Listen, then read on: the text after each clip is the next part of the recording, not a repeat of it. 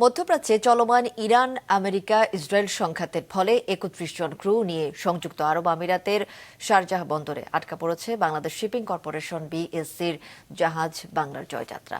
চট্টগ্রাম থেকে বিস্তারিত জানাচ্ছেন মোহসেনাত শিহাব, ক্যামেরায় ছিলেন রবিউল টিপু। মাথার উপর উড়ে যাচ্ছে ঝাঁকে ঝাঁকে ড্রোন আর মিসাইল, কখনো সেগুলো আকাশে ধ্বংস হচ্ছে তো কখনো বিকট শব্দে আঘাত হানছে। মধ্যপ্রাচ্যে চলমান এই বিভীষিকার মধ্যেই পারস্য উপসাগরে দিন কাটাচ্ছেন বাংলাদেশের ৩১ জন নাবিক।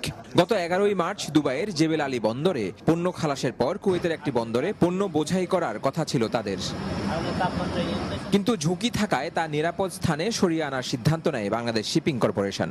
বর্তমানে শারজাহ বন্দরের ওপিএলে আছে জাহাজটি। আমরা বাংলার জয়যাত্রা জাহাজের সিফেয়ারার্সরা এই সংকটময় মুহূর্তে আল্লাহর উপর ভরসা করে ধৈর্য ও পেশাগত দক্ষতার সাথে সংকটময় পরিস্থিতি মোকাবেলা করছি।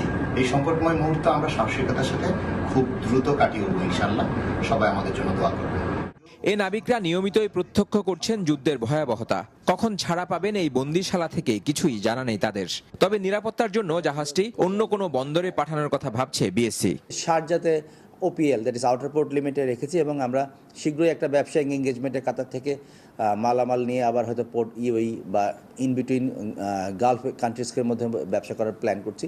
এতে সুবিধা হচ্ছে যখন জাহাজ যেটি অ্যালং সাইডে থাকবে তখন এয়ার ডিফেন্স কাভারেজ থেকে শুরু করে যে কোনো সেফটি সিকিউরিটিতে বেটার সাপোর্ট পাওয়া যাবে, ক্রুদের মনোবল সমুন্নত থাকবে।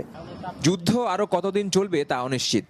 বিএসসি জানাচ্ছে জাহাজে আছে পানি, খাবার ও জ্বালানির পর্যাপ্ত মজুদ, রাখা হচ্ছে সার্বক্ষণিক যোগাযোগ। আমাদের 4 মান্থস ফ্রেশ আছে, 2 মাসের ড্রাই আছে, পানি ফুল টপ আপ করা আছে, পর্যাপ্ত তেলও আছে। So in respect of logistic জাহাজ ইজ ফুললি সাফিসিয়েন্ট। তাদের যে ডেলি মেসিং অ্যালাউন্স আছে সেটাও বর্ধিত করা হয়েছে। ওয়ার জন্য, চাকরি করার জন্য বা জব করার জন্য অ্যাডিশনাল যে স্যালারি পাওয়ার কথা সেটাও আমরা দিচ্ছি। এ নাবিকদের দেশে পরিবারের কাছে নিরাপদে ফেরাতে সরকারের আরও জোরালো পদক্ষেপ নেওয়া দরকার বলে মনে করেন সংশ্লিষ্টরা। এই জাহাজের যদি নেক্সট কোনো শিডিউলও থেকে থাকে ওদিকে যত দ্রুততার সাথে সম্ভব এটাকে আপনার বাংলাদেশে নিয়ে আসাটা আমার মনে উচিত। সরকারকে আরও বেশি সিরিয়াস হতে হবে এবং তাদেরকে লিয়াজোটা বাড়াতে হবে। এটা তো একটা ইন্টারন্যাশনালি লিয়াজো করতে হবে। বাংলার জয়যাত্রা ছাড়াও দুবাই সহ বিভিন্ন পোর্ট ও ড্রাই ডকে আটকে পড়েছেন আরও বেশ কিছু বাংলাদেশি মেরিনার্স। মোহসেনাত শিহাব, মাছরাঙা সংবাদ, চট্টগ্রাম।